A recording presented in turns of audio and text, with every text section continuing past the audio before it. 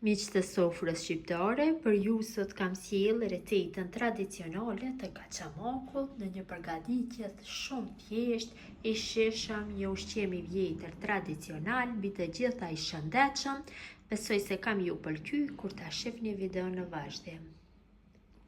Filloj me përgatitjen e kaçamakut apo bagërdanës, një ushqim shumë i shishëm tradicional i cili shumë shkon gjatë kohërave të ftofta.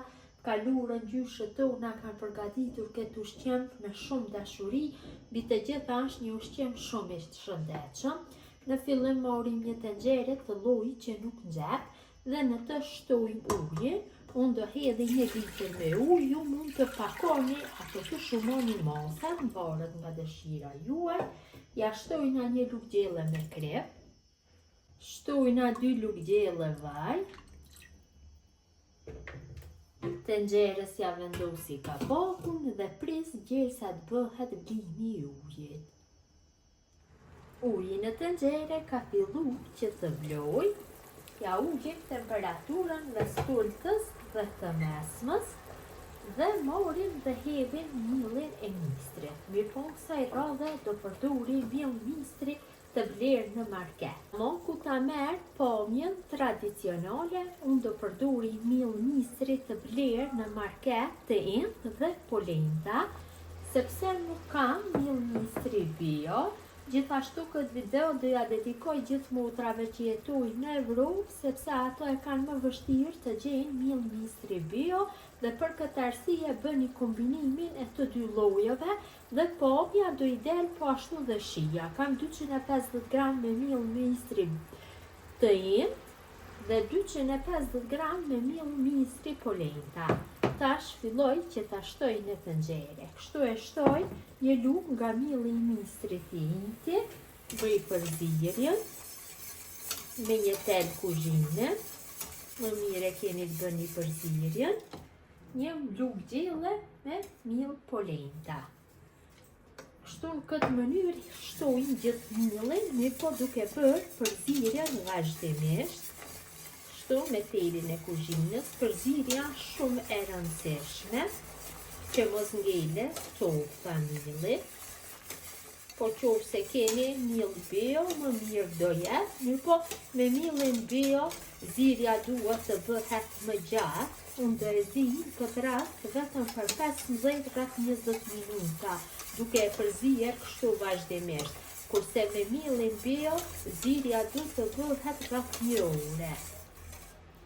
Shtoj mirë. Bëjmë përzierje. Mënyra e njëjtë vazhdon tutje derisa t'ja shtojmë gjithë mielin dhe përzierja është shumë e rëndësishme.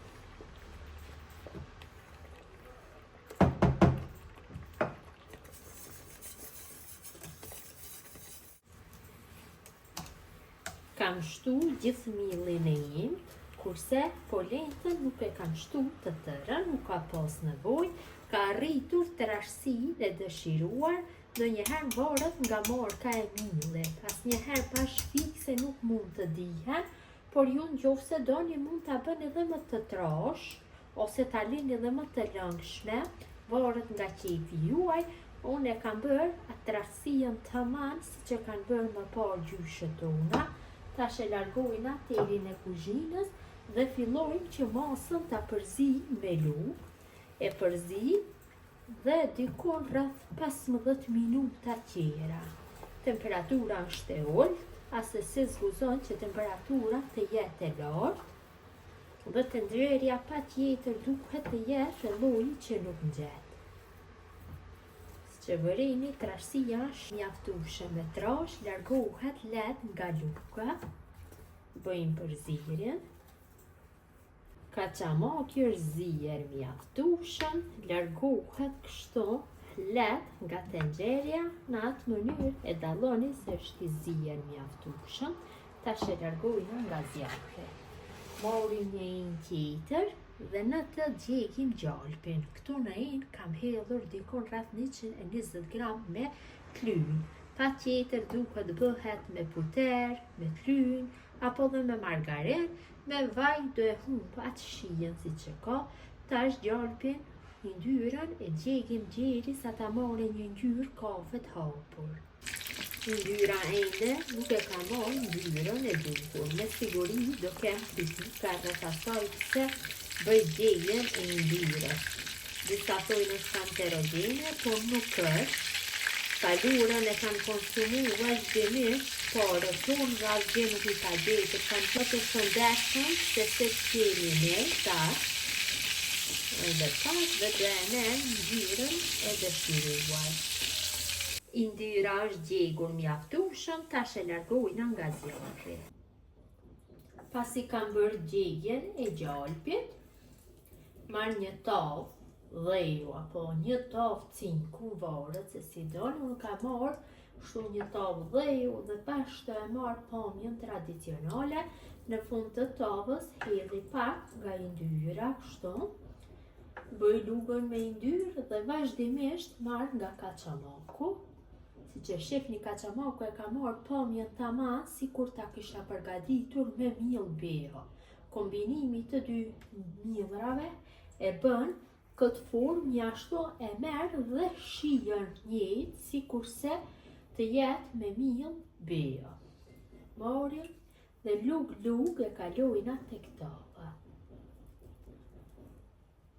Lugën vazhdimisht e bëjmë me gjalp që më lehtë t'ja japim formën. Këtë mënyrë gjithë kaçamakut t'ja japim formën.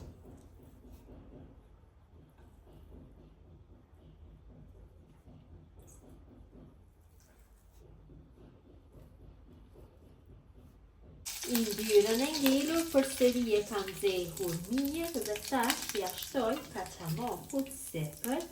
Munduhem gjithë sipërfaqen kështu ta bëj me yndyrë. Ka një aromë jashtëzakonisht të shijshme.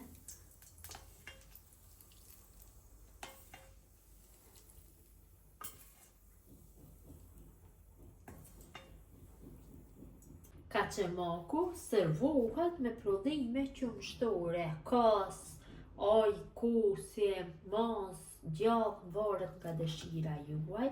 Ta kaloj kështu pak në pjatë dhe ta shihni se si ka dalë. Vërtet ka dalë shumë i mirë, tamam tradicional. Sipër do i shtoj spec të shtypur, ju mund që dhe mos t'i shtoni, mirë po mua më pëlqen. Kjo është mënyra motra dashura se si përgatis unë kaçamak tradicional, një ushqim i vjetër shqiptar. Gjithë ju që e përgatisni në këtë mënyrë ju bëft mirë, ju faleminderit që ndani kohë vazhdimisht për recetat e mia, jepni komente të bukura, mirëmbajtje nga sofra shqiptare deri në recetën e radhës.